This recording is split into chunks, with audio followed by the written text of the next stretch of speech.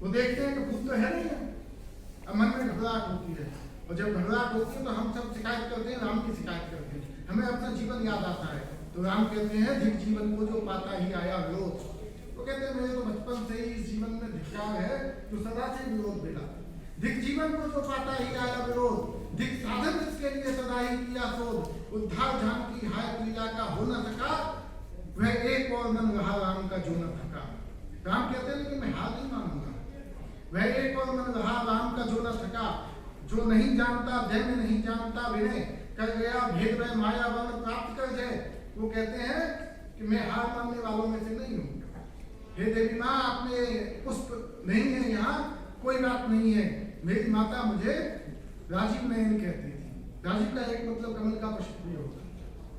कहती थी माता मुझे सदा राजीव नयन, तो कमल शेष हैं अभी यह पुष्प चरण। वो कहते हैं मेरी माता मुझे कमल नयन कहती थी, कोई बात नहीं है, वो कमल नहीं है तो मैं अपना एक नेत्र चढ़ाकर इस पूजा को पूरी करूंगा। और जब जीवन में कठिनाई आती है तो उस समय विचलित हो जाते हैं, हमें उपाय नहीं सूझता है, इसलिए जीवन में हार नहीं माननी है, उपाय ढूंढना है और लक्ष्य की प्राप्ति तक किसी भी हद तक जाना है। तो रामचंद्र जी अपना तीर निकालते हैं और कहते हैं कि मैं अपना एक नैन देकर इस पूजा को पूरी करूंगा, और एक नैन मेरे पास रहेगा, उससे मैं अपने संसार को देख सकता हूँ, काम चल सकता है।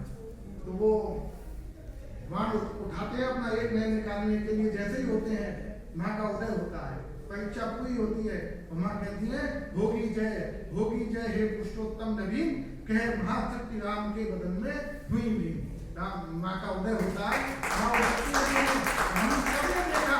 किस तरह से राम की विजय होती है। इसलिए जब भी जीवन में कठिन पल आए, आप याद करिए अपने महापुरुषों को, और वो संस्कार अपने में धारण करिए कि हम किसके पुत्र हैं, हम किस धरा के व्यक्ति हैं, हम भारत भूमि के इस देश के नागरिक हैं, हम इस देश के पुत्र हैं, हम हार मानने वालों में से नहीं हैं। इसलिए पेट के लिए आहार, हृदय के लिए प्यार, मन के लिए विचार, आत्मा के लिए संस्कार देते हुए हम आगे बढ़े, और जीवन में कभी भी पीछे हटने का नहीं है। इस देश को अगर आपको विकसित राष्ट्र बनाना है, विश्व गुरु के आसन पर फिर से बिठाना है, तो हम सबकी भूमिका यहाँ निर्धारित होनी चाहिए।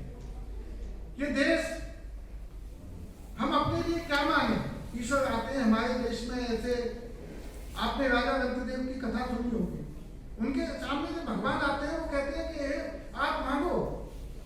विवेकानंद से भी रामकृष्ण परमहंस ने कहा, उन्होंने कहा आप सब जानते हैं, उस कथा में जाने की जरूरत नहीं है। विवेकानंद थोड़े से पहले नास्तिक थे, वो कहते थे मैं ईश्वर को विश्वास करने वाला नहीं हूँ।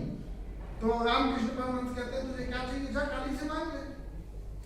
तो वो जाते हैं, वो मांग नहीं पाते, वो कहते हैं माँ काली मुझे बल बुद्धि विद्या साहस ये दीजिए।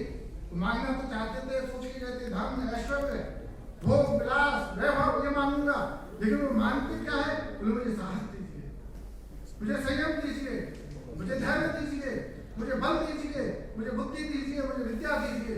तो उन्हें लगता है कि मैं मांग तो नहीं पा रहा हूँ, तब जाकर उनको बोध होता है। ऐसे राजा रंतदेव से जब भगवान कहते मांगो क्या मांगना है, तो राजा रंतदेव कहते हैं ना तो हम कामय राज्यम न स्वर्गम न पुनर्भवम कामय तो तत्ता नाम प्राण नामात नाशनम। हे प्रभु मुझे इतनी शक्ति दो, न मुझे स्वर्ग के वैभव चाहिए, न मुझे राज्य चाहिए, न मुझे पुनर्भव चाहिए, मुझे वो शक्ति दो कि इस प्राणी मात्र के दुखों को दूर करने की शक्ति मेरे अंदर आ सके। आज हम सबको भी यही आवश्यकता है, हम किसी के चेहरे पर मुस्कान ला सकते हैं, अगर ऐसा कोई कृत्य कर सकते हैं तो उससे बड़ा पुण्य कोई नहीं है। हमारे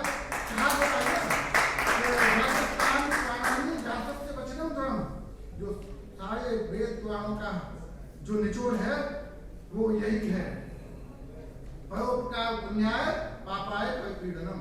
हम किसी के चेहरे पर मुस्कान ला सकते हैं, अपने कृत्य से कोई परोपकार कर सकते हैं, वो सबसे बड़ा पुण्य है। और आपके किसी कृत्य से किसी के आंख में आंसू आते हैं, कोई दुखी होता है, तो उससे बड़ा कोई पाप नहीं है। आज इस विवेकानंद जयंती के अवसर पर हम यह प्रण लेकर जाएं कि हम साथ में सबकी लोक कल्याण की भावना से, इस देश को विकसित राष्ट्र बनाने की भावना से जो प्रधानमंत्री जी ने स्वप्न देखा है, जो उन्होंने पंचप्रण लिए हैं, जो उन्होंने वादा किया है, इस देश में मेरी भूमिका को हम सब साथ मिलकर, और अंतिम में बस एक श्लोक बोलकर मैं अपनी वाणी को विराम दूंगा। हम सब साथ चलें, साथ में रहें। ओम संगच्छध्वं सम्मदध्वं सम्मो बनांसि जानताम देवा भागम यथा पूर्वे संजनामा उपासते। ये हमारे वेदों में कहा गया है कि हम सभी साथ मिलकर चलें, सबकी तरक्की हो, सभी खुशहाल हो, सभी का भला हो। इस लोक मंगल की कामना के साथ इस युवा दिवस की मैं बहुत बहुत बधाई देता हूँ। मुझे यह आमंत्रित करने के लिए आप सबका आभार प्रकट करता हूँ। मैं बहुत आप सबसे छोटा हूँ, अगर मेरी वाणी में कहीं कोई चूक हुई हो उसके लिए क्षमा प्रार्थना करते हुए बोलिए भारत माता की जय।